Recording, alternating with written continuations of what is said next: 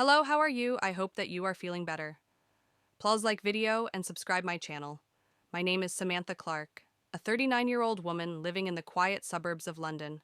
I've been married to Richard for 7 years, a respectable man, kind-hearted but always buried in his business ventures. Our marriage was stable, not perfect.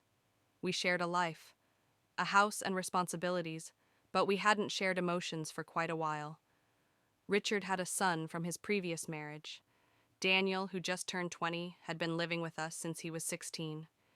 He was polite, soft-spoken, and deeply reserved. He barely spoke more than a few sentences a day, especially with me. There was something mysterious about his eyes, always observing quietly, intensely. It was a rainy Thursday when Richard told me he had to leave for an urgent business meeting in Manchester. He'd be gone overnight. I didn't question it. It wasn't the first time he left that evening, kissing my cheek like he always did, his suitcase rolling behind him. I poured myself a glass of wine and sat on the sofa, listening to the soft hum of the rain, tapping against the windows. I assumed Daniel wasn't home. He usually stayed at university or out with friends, rarely returning before midnight. But I was wrong. Around 10 p.m., while I was brushing my hair in the bedroom, I heard a gentle knock. I turned. The door creaked open, and Daniel stood there, drenched slightly, his hoodie clinging to him from the rain. "I didn't know you were home," I said, startled. "Just got in," he replied, his voice calm but low. There was a pause, an awkward one. He didn't walk away. "Is everything okay?" I asked. His eyes darted towards the window. "It's storming bad out there," and he looked down. "I keep hearing noises." I smiled faintly. "It's just the wind. Come in for a minute if you want." He stepped inside slowly and sat at the edge of the bed, avoiding my eyes. I could see he was tense. His jaw clenched slightly, his fingers fidgeting. Something wasn't right. "You all right?" I asked again, softly this time. He hesitated. "Can I just stay here tonight, just sleep here? I don't feel right." There was silence. I looked at him confused. This was unlike him, but something about the stormy night, the flickering lights, and the lonely house made me nod without thinking too much. "All right, just sleep." I climbed into bed and he pulled a blanket over himself beside me. I kept a pillow between us, setting the boundary, but inside my heart was racing. Why I didn't know?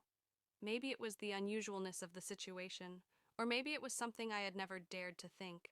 For a while we both lay there quietly. The rain outside grew louder, thundering now. A bolt of lightning lit up the entire room. "Are you scared of storms?" I asked, whispering. He didn't reply immediately. "No," he said eventually. "I'm just scared of being alone." His voice held weight, not the kind of fear kids have, but the kind adults carry deep inside. "You're not alone, Daniel," I said gently. He turned slightly, his face close to mine, now in the dark. "I know. That's why I came here." There was something in his voice, something I couldn't name. Tenderness, pain, longing. I felt his fingers brush against mine softly, hesitantly. I didn't pull away. Was it wrong, maybe? But in that moment, it didn't feel like it. It felt human, the past and the present. The next morning, I woke up to sunlight spilling into the room. Daniel was still beside me, fast asleep, his face peaceful. For the first time, I noticed how mature he looked. He wasn't the teenager I once met. He was a man now.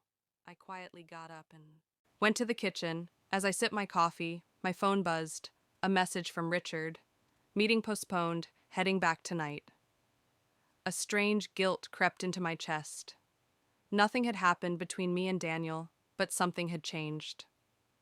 Later that day, Daniel came downstairs, sat at the table, and finally spoke. "There's something you should know," he said. I looked at him puzzled. "My dad, he's not who you think he is."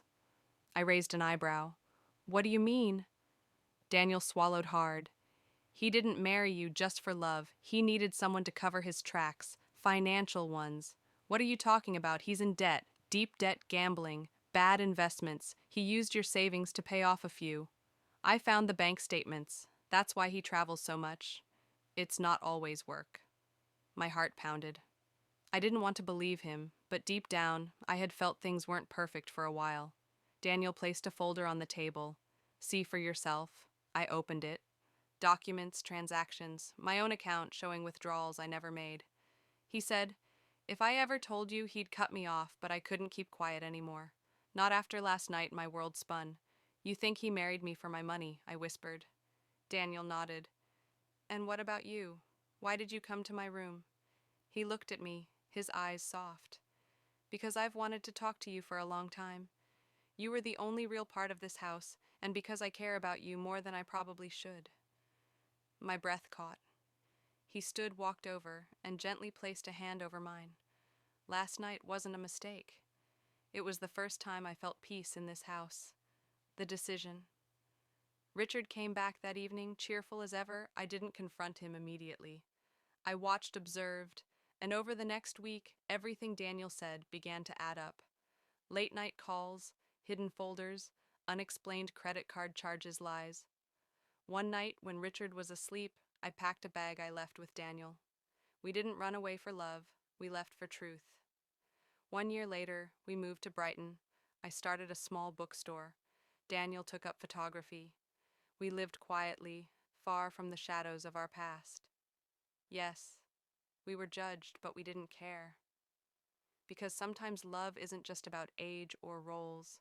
It's about moments, choices, and the courage to follow what feels right. Daniel changed my life, and maybe I changed his too. That stormy night had shattered one home, but it built another, and I never looked back. Thanks for watching.